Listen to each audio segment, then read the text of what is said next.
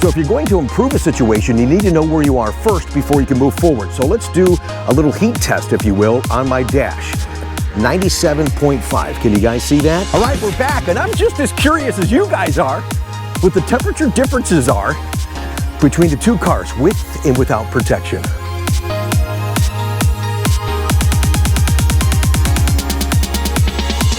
Hi guys, welcome to Tech Tuesday tonight. We're going to have some fun. We're going to do a scientific experiment, something that you need to know. You're going to want to know how to protect your 3LT and 3LZ dashes from delaminating.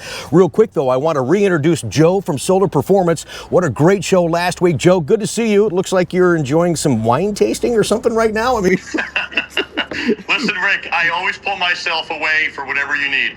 Really was great talking to you last week and reintroducing you to the audience. New people are discovering the controller, the throttle body, and you guys can enhance your cars any way that you want. I choose to just take it up a notch because I am tracking. So many people do so many accessories to their car, whether it's performance mods or just accessory looking, good looking mods. I mean, that's what the car's all about. You want it to feel good, you want it to look good. Your products are wonderful and they actually protect the car from being stolen. We had more, every time we do these episodes, we do get more follow-up questions. And these are some good questions tonight that I want you to help me answer with the audience, if you could, please. Sure. So we talked about the security of that controller and the way that we installed it and tucked it away in the center console. So if somebody said, hey, what if I lose my phone that the actual Bluetooth device is on? Can I pair two different phones? Say my wife wants to pair to the controller and I want to pair my phone to the controller. Can we do two different phones to the one controller that's in the car? So the answer is absolutely yes. In fact, there's no limitation on how many times you can pair that device to multiple phones. One suggestion we have is to just take the 4-digit PIN code and put it in your wallet or somewhere safekeeping that might be with you in case either your battery dies and you don't have a way of charging it and you have the car in the lock feature, or worse, you drop and crack or break your phone and it's in the lock mode.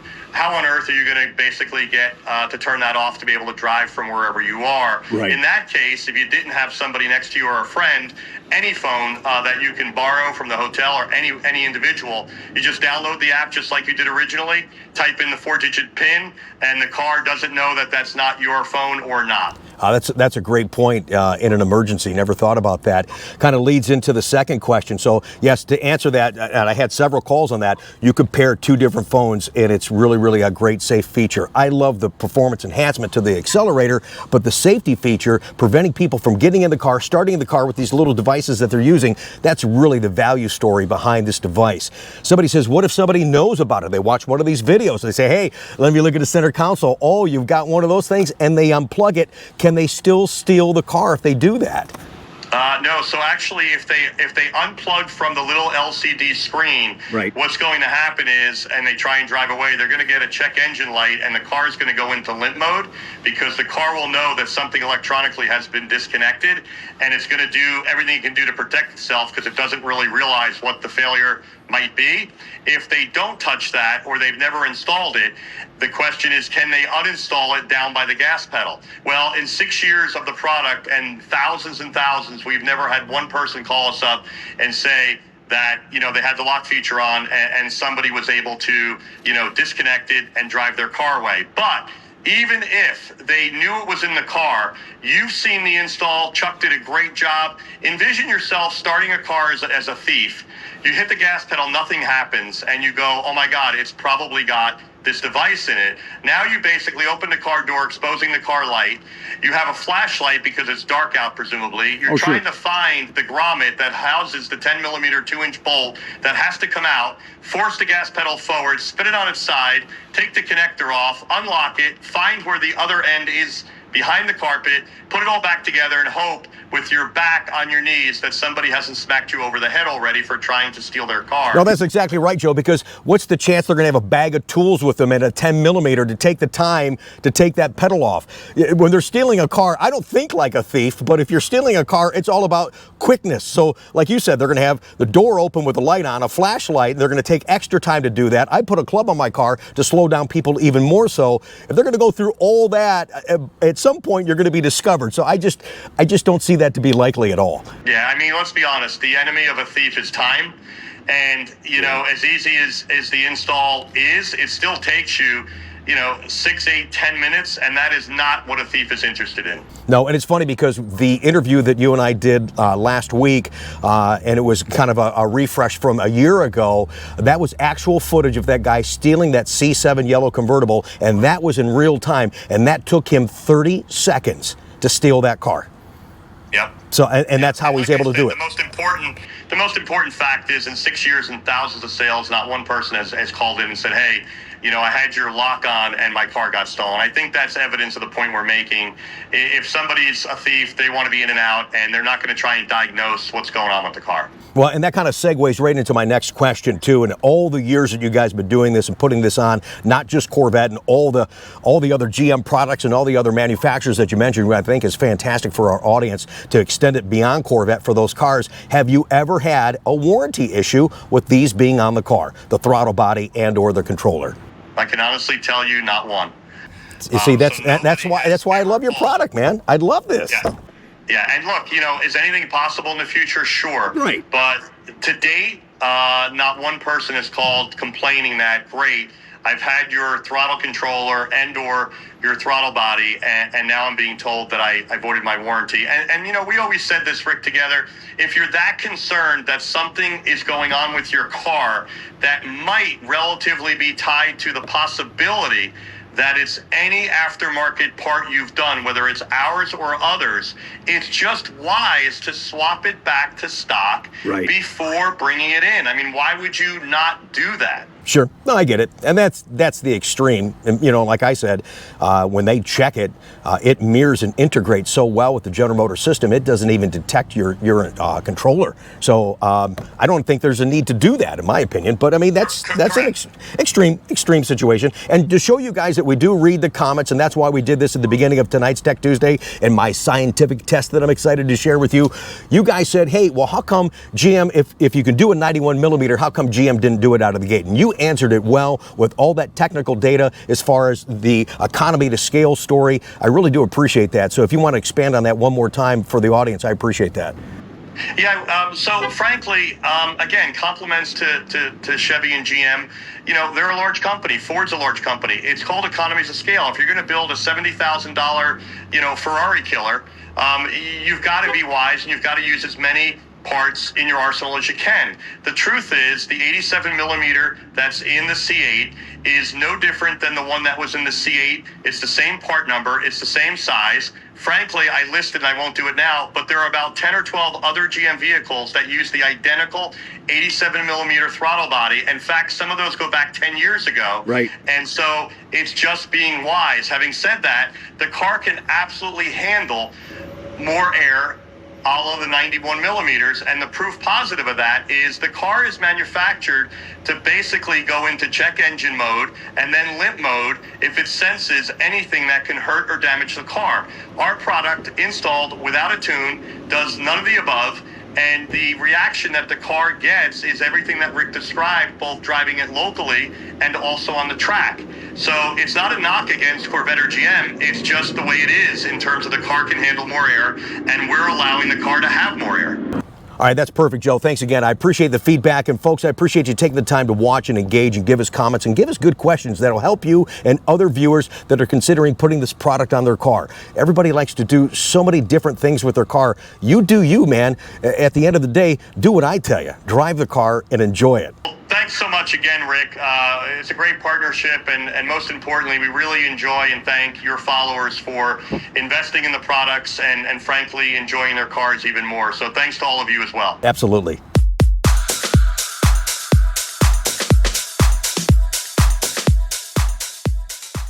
Hi, everyone. Thank you so much for joining us tonight on Tech Tuesday. Although tonight's show is starting in the morning, I want to do one of those scientific videos for you. Basically, as scientific as I can possibly be. We probably should have hired Mark Rober, but I want to give you some stats on how you can protect your 3LT, 3LZ dashes. So for the record, it's 10:14 in the morning, although I wanted to start a little bit earlier. It's 70 degrees right now. It's supposed to go up to about 85. So I think you guys know where I'm going with this. I'm going to do a comparison video here, but if you've seen the 3LT, 3LZ dashes, it's been an epidemic since 2008, back when we had the 4LT package. Let's face it, and I get it, I have it too. We buy the 3LT packages because it's luxurious and it's very classy, but it's a delicate material and it needs to be handled as such. In case you don't know what we're talking about, look at these pictures here, how it bubbles and it just rips and it delaminates. Like I said, we've had the 4LT package, which then turned into the 3LT package with this up-level trim. And the sole purpose of our video today, when it's exposed to constant heat, it will delaminate. How do you protect yourself from that? It's basically a constant battle to protect this material from delaminating.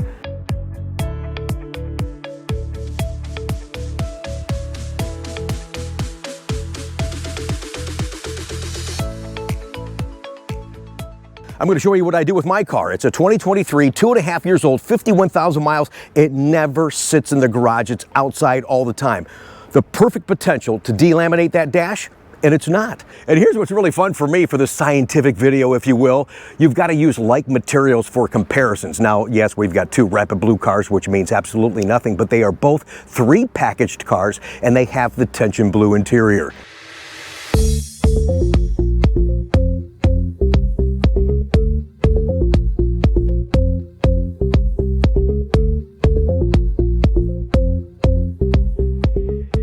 And walking past my 2023, you can probably see already the small difference in the 25. Yes, I have a ceramic window tint. It's at 50%. But that's only the first step. So if you're going to improve a situation, you need to know where you are first before you can move forward. So let's do a little heat test, if you will, on my dash. 97.5. Can you guys see that? Now let's go to the same angle over here on the car that doesn't have window tint, passenger side. 92.3. Okay, here's where I really need Mark Rober. But mine has window tint, so I only can suspect because I have window tint, I'm actually keeping that heat from getting in, so that's why the outside source is hotter than what this is. My guess is my dash inside is going to be cooler than what the dash is on the 2025. Now you guys are intrigued. Everyone's like, oh, this is interesting, Rick. Okay, go ahead, let's see. All right, so here we go. 103.6. 114.8. I guess I don't need Mark Rober after all. Yes, I do. I would love for him to be here. I love this statistical, scientific data type stuff. I hope you guys do too. So that's the first part you can do to protect your car if it's going to be out in constant heat. I get folks that live in Arizona, Nevada, California, Texas, Florida. They're like, Rick, well, what if I go to the grocery store? Is my car okay? Yeah, if you got it sitting out for a couple hours, you're fine. My car never sees a garage. I have this window tint on, but here's what else I do to protect it. And that's right, a windshield shade. I love these roll-up ones. Kind of have this reflective material. That's exactly what you want, is to reflect this heat from getting inside the car. So I'm going to put this up now. So this is going to be fun. I'll be back in a few hours, and then we'll do that same test on the outside and the inside, and you'll see the disparity in the car that doesn't have window tint, that doesn't have a windshield shade, and what the heat difference is, and that is where that dash starts to break down. Then again, going forward for 2026, I think that we're going to see less and less 3LTs ordered, and I'll tell you why by the end of tonight's video.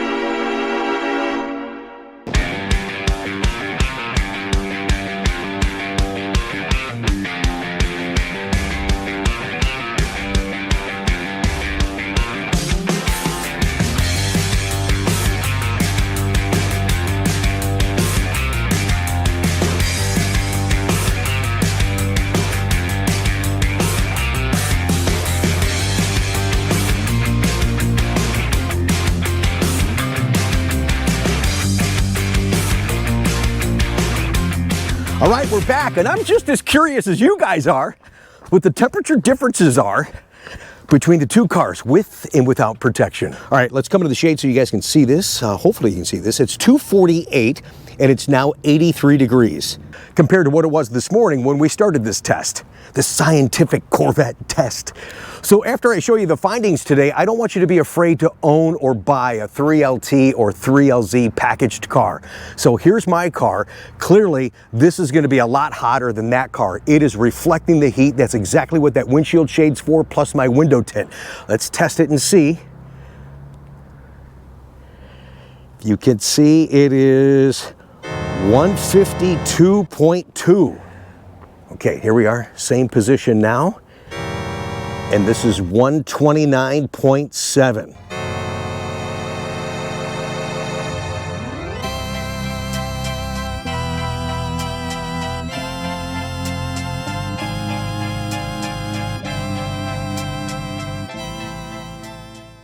But here's the key. What's the temperature inside on that dash?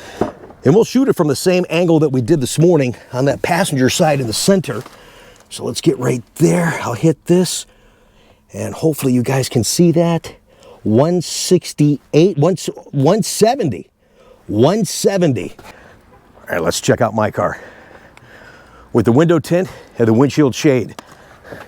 Oh, by the way, I'm running 25% on the side in case you ask. Now it's hot in here, don't get me wrong. Same spot on the dash. 119.5. Wow. Huge difference, guys. See what I'm telling you?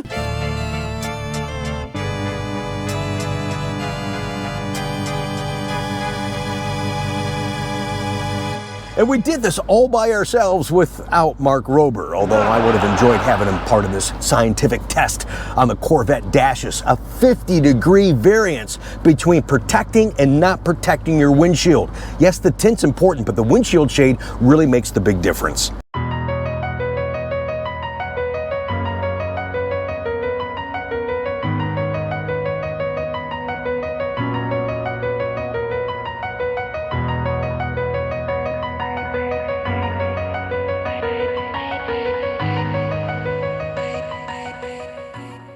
Now, say you're a client that actually has a 3LT or 3LZ and your dash is delaminating and it's over by the head-up display area. That's a part that you and I can actually change. It just clips in there. It takes less than 60 seconds to do. The area of concern is the passenger area that we filmed for you today. That's more involved as far as labor getting that out, and there is a passenger airbag to be concerned with in there. But that was the sole purpose of this video, to give you ideas to protect this dash so you don't have to replace it.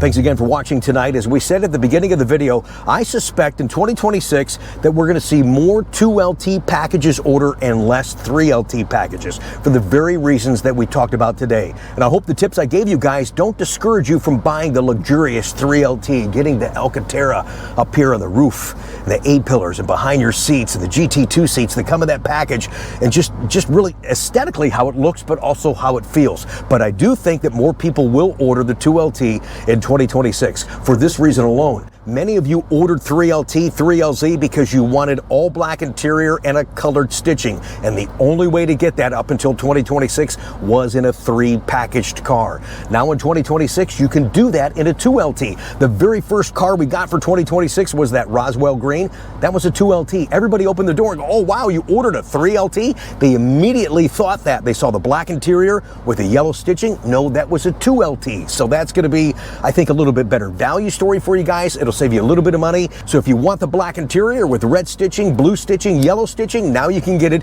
in a 2LT rather than going to a 3. This was fun today. I really enjoyed this. I hope you guys did too. Hopefully, I haven't looked at the raw footage yet, but hopefully you could see. That's why I was actually calling out what the temperatures were, but hopefully you could see that. And I did not open the door, so this was all very raw. I wanted these cars to sit here for hours and open the doors and get a real test and get a real disparity on these temperatures. Almost 50 degrees difference between the two cars with the windshield tint and the windshield shade. What's that? Oh, that's why you guys love Tech Tuesdays? I love Tech Tuesdays as well. Thank you so much, and thank you for allowing me to use my car as a tool and share this information and share the experiences that we do. It really means a lot. Support the channel by subscribing. We're done talking about my car, using my car. We're going to show off your cars now. These are your beautiful rides.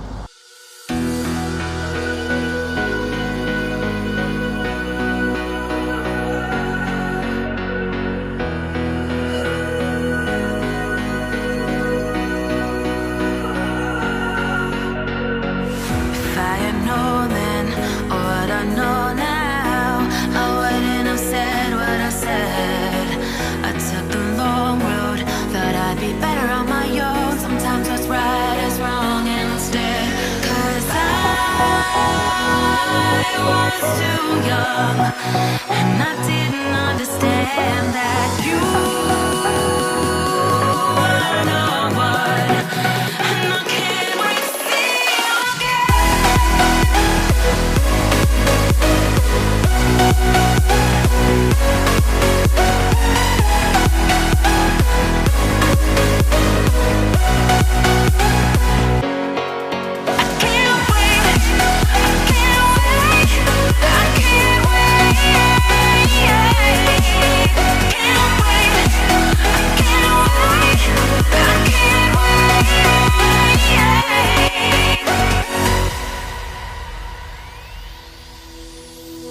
hindsight is fleeting, when your heart's bleeding, and all you can see is red, till you discover it is within each other to forgive and make amends. If I had known then, or what I know now, I wouldn't have said what I said.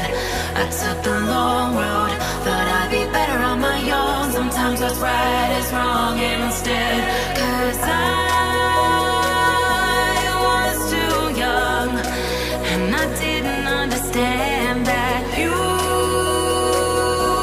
were no one, and I can't wait to see you again. Oh, I can't wait, I can't wait, I can't wait, 'cause I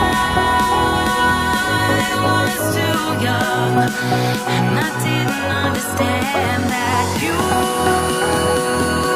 were the one.